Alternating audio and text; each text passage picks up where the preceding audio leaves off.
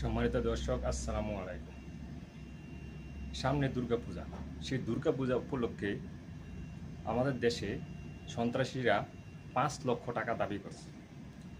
বাংলাদেশে প্রায় দুর্গাপূজার মধ্যে ৫ লক্ষ টাকা করে চাঁদা দাবি করছে দেশের সন্ত্রাসীরা।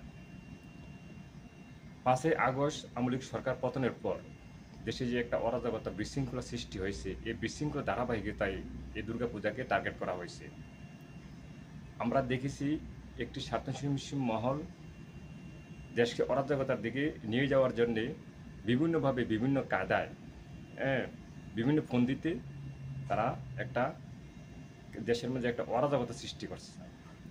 আমরা দেখেছি সংখ্যালঘুদেরকে ট্রাম্প কার্ড হিসাবে ব্যবহার করতে চেয়েছিল একটা মহল।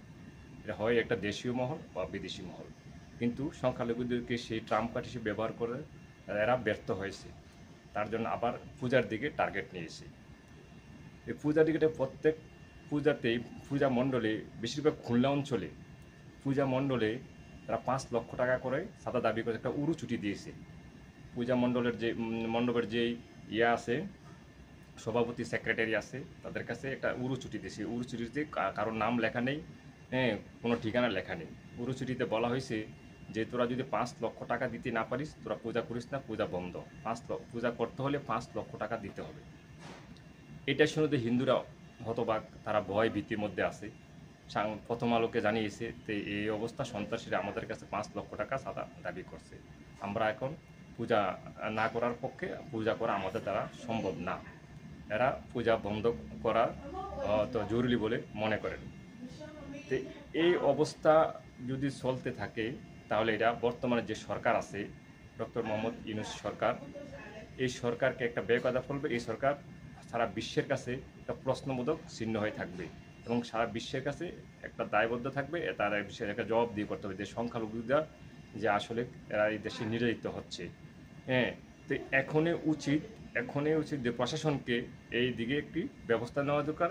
কারা এই কাজ করে, একে দেশীয় চক্র না বিদেশি চক্র? আমরা তো বিগত দিনই দেখেছি যে দেশে সংখ্যালঘুদের উপর নির্যাতন হচ্ছে, এ করে বিদেশি বহুত চ্যানেল তাদের মিডিয়াতে তুলে ধরছে, কিন্তু সেগুলো দেখা যায় সম্পূর্ণ ভুয়া, একটা ভুয়া নিউজ। এই ভুয়া নিউজটা প্রমাণিত হয়ে গেছে। তো ওইটা যেহেতু সাকসেসফুল হয় নাই, তা আবার এই দিক দিয়ে সংখ্যালঘুদের উপর একটা আক্রমণ শুরু করছে।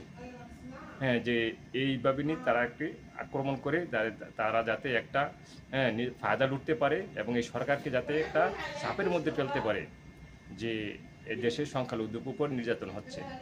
তাই যত তাড়াতাড়ি সম্ভব যে এদেরকে ধরে আইনের আতা আনা হোক, আইনের আতা এনে এদেরকে প্রকাশ্য দিবালোকে বিচার করা হোক।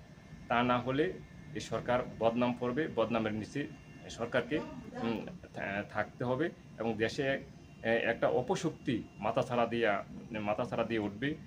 তাই বলছি যারা যে কোনো দলের হোক, যে দলের হোক, এবং এই উড়ু ছুটির মধ্যে আবার লেখা ছিল যে ওই যে হানিফের মাছের খামারের মতো যে অবস্থা করছি, ঠিক তোদেরও একই অবস্থা হবে। আওয়ামী লীগের সহকারী সাধারণ সম্পাদক মাহবুবুল হানিফে মাছের খামার নাকি লুট করা হয়েছে। এই মাছের খামার যেভাবে লুট করা হয়েছে, যেভাবে ধ্বংস করা হয়েছে, তোদেরকে এইভাবে ধ্বংস করা হবে যে ৫ লক্ষ টাকা করে চাঁদা না দেস।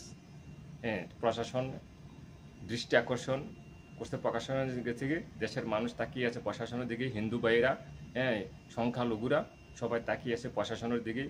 যে প্রশাসন যদি এভাবে কোনো পদক্ষেপ না নেয়, কোনো একটা জোরালো ভূমিকা না নেয় তাহলে তারা এবছর পূজা করতে ব্যর্থ হবে, তারা পূজা করা অনিশ্চিত হবে।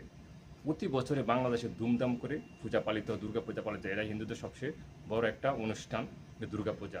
তো এবার যদি এরা ধুমধাম করে পালন করতে না পারে, তো এর দায়ের বা সরকারকেই নিতে হবে।